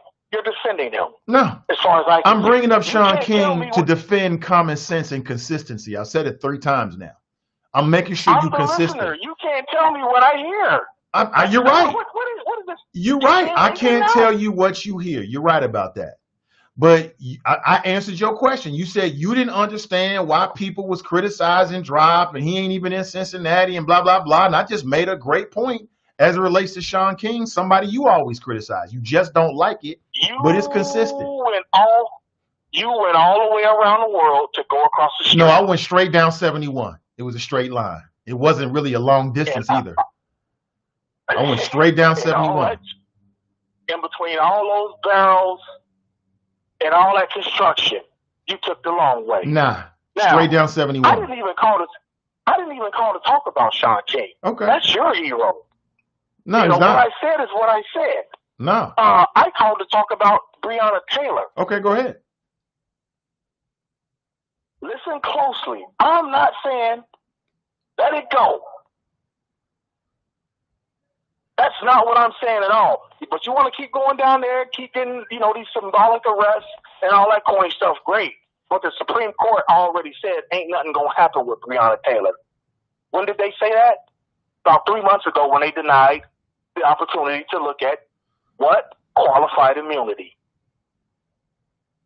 And that's what those cops are going to hide behind. And that's what the AG is going to hide them behind. So we can put in we can inject and induce all our own logic into the situation as we want. But the fact remains, there's a law, a doctrine called qualified immunity that's going to protect those cops. And that's what you should be going for, not the Attorney General. You know, he didn't make it that far in politics by trying to do his own thing. Of course he's going to follow in tow. You know, that's kind of a big deal. I mean, you know, yeah, granted, you know, apparently he's a Mitch McConnell protege, but becoming an Attorney General of any state, I don't care if it's Kentucky, New York, that's kind of a big deal. Would you agree? Yeah, that's a big time job. Yeah, so therefore, like I said, he didn't make it that far by being corrupt and kind of running astray of the law. I mean, when I say running astray of the law, he probably ain't even had a traffic ticket, much less doing something that's already in the state legislature, in the federal law as well. So we're spending too much emotion and time on that. The Supreme Court is the problem. You know, what's the saying? The Supreme Court isn't final because they're infallible. They're infallible because they're final. You gotta take on them. Going in front of all these state houses, like I said, the symbolic arrest, getting your wig split, now you're potentially getting shot by white supremacists. That's the wrong battle at this point. All right, B. Hey, that's all I got. You know, you kind of took up my time. I didn't, you know, bringing up your hero, Sean King. But that's all I got today, B. You and I will talk together at a future moon.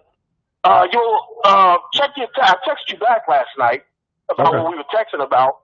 Okay. You know, I need an answer for that, and if you do, send that to me. And you know, within 2-3 weeks, it'll be there. All right, appreciate it. All right, brother. Yep. Hey, holler.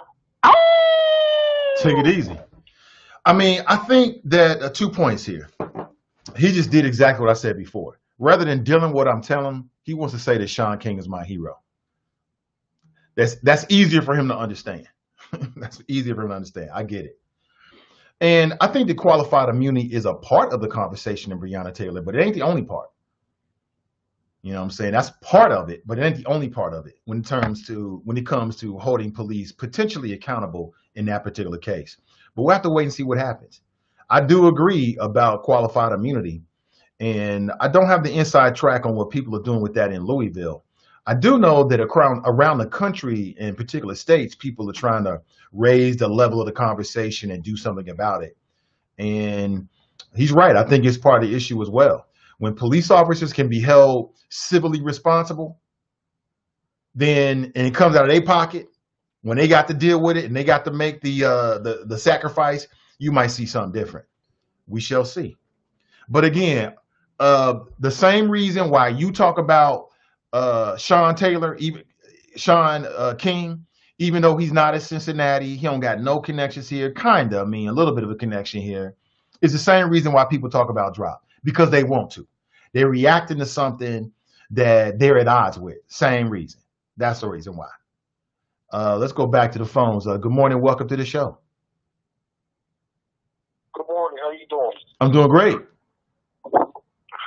Hey, Mr. Ivey, this is Greg. I had texted you a flyer about our Take Back the Vote event. Yeah. You told me to give you a call in. Yeah. What's up, Greg?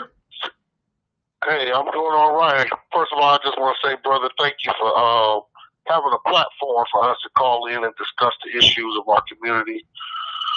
You know, that's a truly good thing you're doing, man. And I just want to say thank you. Oh, for sure, man. This is what I do. So tell us about the event and what's going on.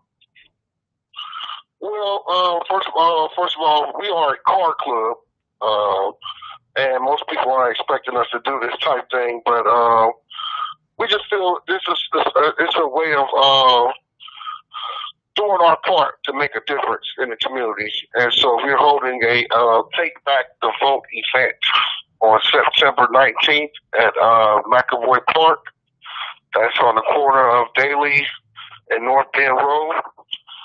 And We're going to have voter registration, absentee ballot information, mail-in ballot information, updating your address for your for registration, and we're going to have some candidates out there for people to see and talk to. And you know, the biggest thing is that I preach is that we got to hold the people, our elected officials, accountable. You know, if we put you in office, we want you to address the issues that concern us heavily in our community. And if you don't, then we'll vote you out and put somebody else in there. Sounds good to me. So again, what's the date and the place again? It's at McAvoy. I think I'm pronouncing that right. It's at the corner of Daly and North End Road, right there in College Hill, right across the street from Happy's Pizza. Okay. Right down the corner. Okay. Yeah, and we're gonna have free hot dogs and selling fish plates, and we're really trying to get the millennials out to come out and get them registered to vote, because a lot of them don't vote, and they feel like their vote don't count. And we really do want them to come out and talk with us, talk with some of the candidates, and so they can tell them what their issues are and why they feel the way they feel. You know, what's the time frame? We're gonna make a change. It's between 1. It's at starts at 1 and it ends at 5. Okay. Do you have a flyer that's circulating right now? Yeah, I do have a flyer. Do you want me to send you another one? Yeah, please. I think it's one in your inbox. Okay. Okay, yeah, please send me another flyer to make sure I get it. Okay, yeah, I will do that. And, you know, we just really want people to come out. We really want to get people to the polls. And let's just make a difference. You know, it's time to get to work. It really is. With everything that's going on, it's sad. You know, I feel like sometimes we're fighting each other for no reason. Right, absolutely. For no reason. And you said you got a car club? Tell us about your car club. Yeah, the name of our club is 513 Cadillac Riders. We all drive Cadillacs, and I put this club together about a year ago because I've been in car clubs before. You know, they did a lot of just partying and everything, and I want to do more community-based work. So I just started recruiting a bunch of guys who drive Cadillacs who was on basically the same page as me, and we put this club together, and we're trying to get into doing some community work. COVID kind of slowed us down. We only been in existence for about Labor Day will be a year, so and it's about 15 of us. And all these guys are guys that work, got their own business, and, you know, good positive guys. And we do have one female in the group. And, you know, we're just looking to do some work in the community.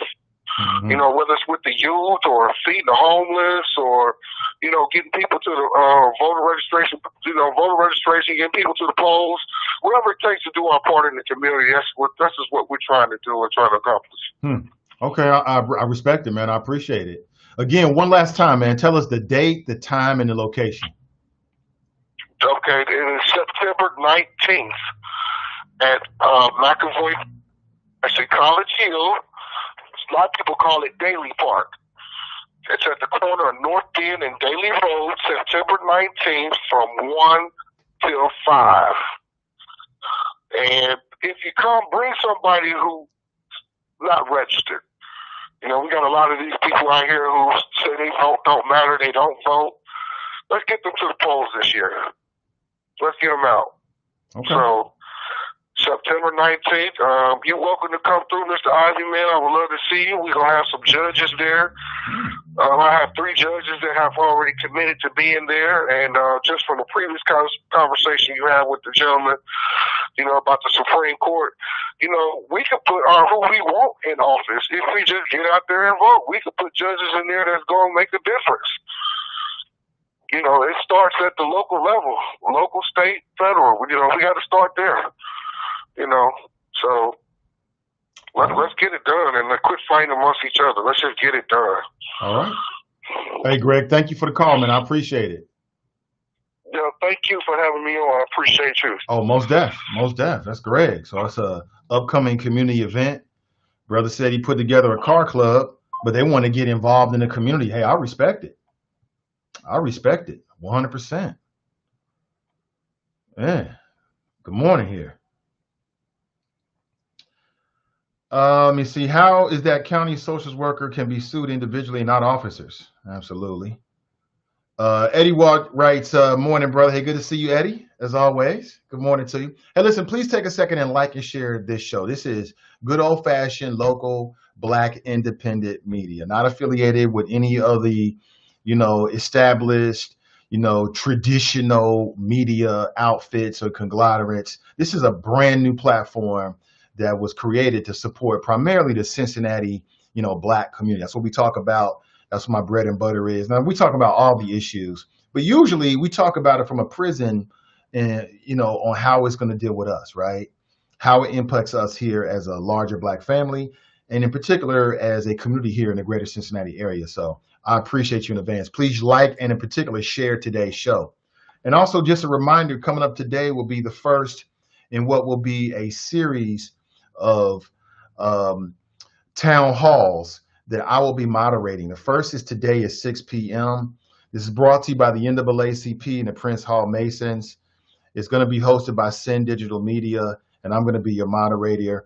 Tonight will be the Hamilton County Sheriff's race. It'll be about 1 hour, so if you can make it, that'll be great. You can chime in with questions. We'll try to mix it in. We've got a lot of good questions already, and probably not enough time.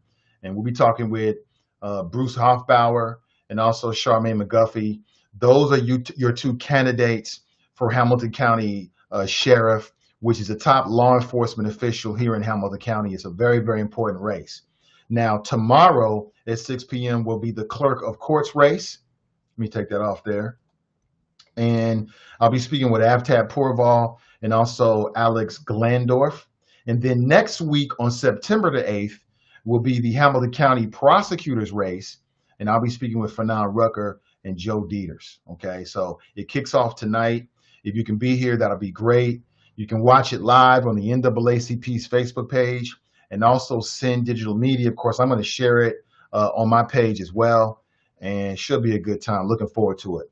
And my purpose is to try to get as much information so that we can make the best decision possible.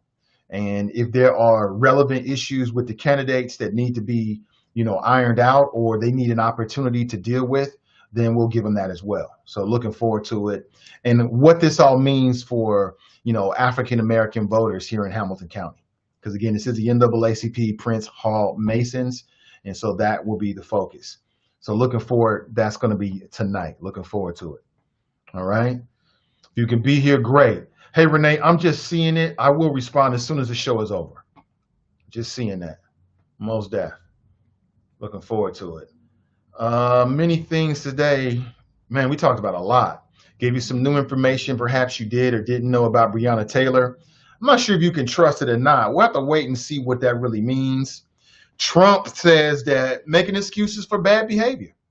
I'll say it again. When the police do something wrong, some people make excuses. When you do something wrong, your ass got to be taught a lesson. You got to be taught a lesson. Here in Hamilton County, if you start a COVID-19 party. If you say F coronavirus, F the governor, then the Hamilton County prosecutor wants to give you a felony. If you're a Hamilton County sheriff deputy and you kick an unarmed man who's being subdued in the side of the head, he wants to charge you with a misdemeanor. Make this make sense. I don't understand it. I don't get it. I don't get it. Maybe you do. Maybe you do. So hopefully we can get to the bottom of some of this in the next week or so. Let's go back to the phones, and this will be our last call this morning. Hey, good morning and welcome to the show. Hey, good morning, Nate. Hey, Brother Forte. Hey, listen, sorry I couldn't, but I was in the middle of training and took a break. Okay. And got to hear that conversation, and he brought up my name, which is no big deal. But I want to say this to everybody, unfortunately or fortunately, I served no-knock search warrant. They are dangerous as H-E double hockey sticks. And we dealt with people so dangerous, we made a decision not to kick the door down and grab them when they go to their car, when they go to the store. Does that make sense? Can you hear me, sir? Yeah, I hear you. Okay. So here's what you got to understand, because Drop kept saying the judge signed the warrant. Well, the judge could be a victim of overzealous, unprofessional, racist police officers who put their hand on the Bible and swore that all these things existed with Sister Taylor. Is that a good picture of what we're trying to talk about here? Yes, it is. The judge could be the biggest victim in this. The judge simply doing his or her job, have officers come to their door, swear, come to their chambers, even go to their house. So I'm not going to make the judge a big victim here. I'm simply going to say the judge dealt with what they presented to her. Now, we know that the original lie was she received packages of drugs to her residence. That was the original lie.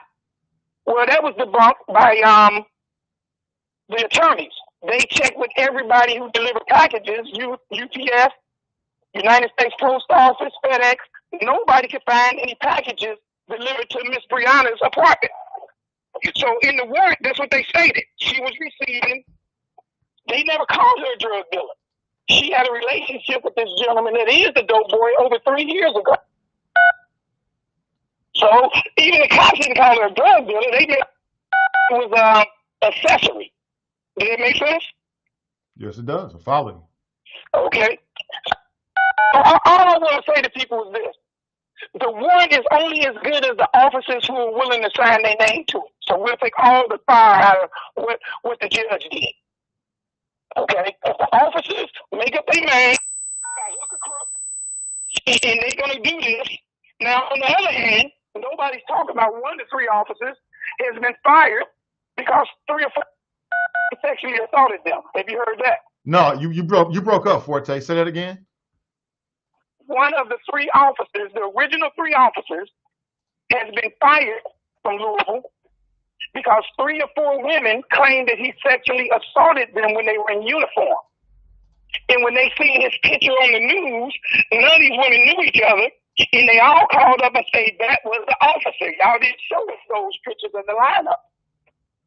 So we talk about the character of the officers is why I'm throwing that out there. You got 1 of them, and if you do your research, you'll see that literally has been fired and will probably be prosecuted sexually assaulting women under the color of office. So what is that telling you about the character of this? It was only 3 primary officers involved in this. So 1 of the 3 is already, out of the game. And I don't know. No knock search warrant is for somebody that's super dangerous and notorious. So I rest my case that this woman dated this man over 3 years ago. She'd moved on with her life. One of the choppers said she's a EMT. Do you know what your background got to be to get an EMT license? You got to be pristine. So obviously in her life, other than dating a guy that might have been out there in the trap, she has never did anything wrong. She probably ain't got more than 1 or 2 traffic tickets in her life. So yeah, she was a victim of overzealous officers. There was no reason to do a no knock search warrant on her. Now they're trying to make it sound like she was the bookkeeper. Well, back in Capone days, did they kick the bookkeeper's doors down? No. They went and snatched them up and say, we know you keeping the books, and either you can go to jail for 40 years or you can work with us. So it's a lot of racist overtones here. A lot of bad police in here. And if the judge wanted to really prove a point, if they lied on the warrant, which my sources tell me and said she was receiving packages, once that was debunked, she should have got the one fired who lied on the original warrant. Does that make sense? Mm-hmm. You came to my house, you told me that this person was doing all these things, and part of your evidence is she's receiving packages and delivering them to the drug dealer. So the second one should be fired based on that, but they still trying to protect them down there in that city. And the story that we're hearing now, this young woman was shot 7-8 months ago. If the police wanted to put the fire out and all this was true, we would have heard about this As soon as the civil unrest happened, why come all this stuff didn't pop up? They've been under civil unrest down there for over 3 months. And if you want to quiet down the so-called militants, then you put the facts out. So I'm thinking they've been sitting around in the room for all these many months. Like somebody said, they leaked it. No, they didn't leak it. They put it out there to do character assassination on her. Mm-hmm. You can believe what you want to believe. Mm-hmm. I'm all about good policing. You know, every conversation we had that conversation. But I don't give a beat about bad policing. Because me or my family members or my friends could become a victim of bad policing. And when that happens, it's a mountain to climb. So I just wanted to get that in. There's a lot of topics. I can only hear a few today, but I did catch Brother Drop. No disrespect. Military policing is on a whole different plane than civil policing. You can't compare a military police officer to a civilian police officer. You just can't. There's no comparison. The military people are under military law, which is much more strict than civil law. Does that make sense? Mm-hmm. They don't have a lot of rights in the military. Once the ag general come to get you, you don't have a lot of rights. Out here, we still got all of our rights as American citizens. So, you know, like I said, man, my heart goes out to that young woman's family. Hell, it could have been my daughter, you know. And as far as receiving calls from people incarcerated, I done received more than a few in my lifetime from friends and relatives, and I talk to them. So if that put me on some kind of watch list, then so be it. If you locked up and you call my house, I'm going to accept the charge. It might be a 1-minute conversation. It might be a 15-minute conversation. You might be telling me, I'm going to put my lights out. I can't take it in here. Maybe I can talk you down. Does that make sense? Mm-hmm. Yeah, sure do. You know, so like I say, man, I'm just, you know, I'm sort of running. But, you know, all the topics today as usual was good for the ones I heard. But we didn't get the break at the right time for me to call. And like I said, it's not about debating. I'm speaking facts. I don't like to talk about things that I don't know what I'm talking about. So believe me, I've served no-knock search warrants. And when you serve a no-knock search warrant, it's always a chance that when you don't announce and you kick that door, somebody's going to start shooting. It's just that simple. It's that simple. So when we were dealing with guys that we thought was super bad, we made a decision. Look at David Koresh. Wake up. What decision did the feds make, and what did it cost us? Right? The guy leaves the compound all the time. He's the leader. But, you know, because we got our new guns and our new little uniforms, we want to go in there and attack a guy who got fully automatic weapons and people drinking his Kool-Aid. And that happened under Bill Clinton and Janet Marino. If we didn't learn something from that, I don't know when we're going to learn. So that's it, bro.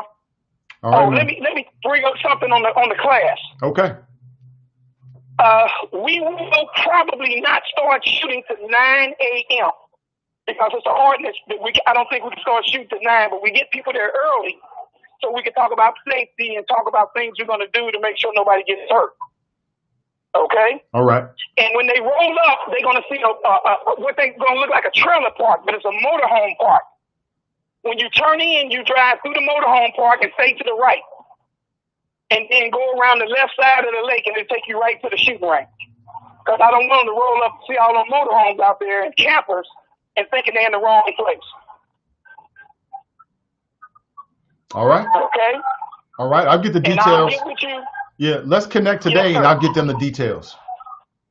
Okay, no problem, sir. Take care of yourself. Yep. Keep up the good work. Most def. And hello to all the choppers. Most def. That's Brother Forte. All right. So I'll get the details out to everybody along with my cell phone number so that when you drive up, I'm glad he said that. So 8 a.m. is great. We'll start shooting at 9. They'll give us 3 solid hours to get out there and get on the range. Hey, Nathan, if you're interested, man, hit me with a DM, and it's still open until tomorrow. And then after that, I just, you know, I want to make sure that I have a couple of days where I know who's coming and we're all good. Okay. So we got a good group of folks already. I'm looking forward to it. It should be a lot of fun. It's going to be my first experience on an outdoor range. And I'm looking at getting more proficient and being more comfortable, you know, with a firearm. And like I said, God forbid you got to use it. This is about defensive training. with some good guys. You can hear it in Forte's voice. Former Cincinnati police officers, you're getting it official. Black police officer, which I think is very important in these days and times. He and Joe are super, super on point. Really good people. Good to be around. Very serious about what they do. Very serious. Ain't no game out there. But again, I don't have to tell you that. You already know it. And Drop wanted him to call in. He called in. Drop. Are you satisfied? You satisfied? And I see Fabian here trying to make a big deal. I mean, quit trying to make it a bigger deal than what it is. This is a talk show. When you put yourself out there, people are going to say things about you, period. Drop is getting exactly what he wants. He don't care about people calling him names. Drop's in it for the interaction. He's in it to get his viewpoint out. And sometimes he's right. Or sometimes he's right from his perspective. And that's all it is. There's no more than that. Go try to make it into something like people are anti-personal here. It ain't personal. It's the internet. It's the internet. It is what it is. Let me see. Maurice Rice got on late. What's the topic? Well, we've been talking about some new information surrounding Breonna Taylor, what that means, and also Trump. He had an interesting conversation last night with Laura Ingraham in which she said some just off the rails things. I mean, he trying so hard to cape for bad police officers. I don't get it. If you do bad police work, you do bad police work. It ain't personal. You made a mistake. You did the wrong thing. You got to be held accountable, period. That doesn't mean that somehow you're against all police. And there are forces in the city of Cincinnati trying to make it like us and them. Us and them. Like, oh, if you say defund the police, that means you don't support police. That's not what it means. If you say defund the police, that means you want to take everybody's job. That's not what that means. And if you're not intellectually capable of grasping what they mean, then you shouldn't be in a leadership position. And if you're fear-mongering just to get in political office, then you shouldn't be in office. You know what I'm saying? You should have a firm grasp of what the people are talking about. But you got members of city council that's out here, you know, fear-mongering and us versus them. They are a part of the problem, and they make it difficult for us to have a real conversation about what's really going on. So that's what the topic was, brother. But I got to make a move. I'll be back with you bright and early tomorrow morning. We will chop it up and talk about all the latest. Please support our sponsor.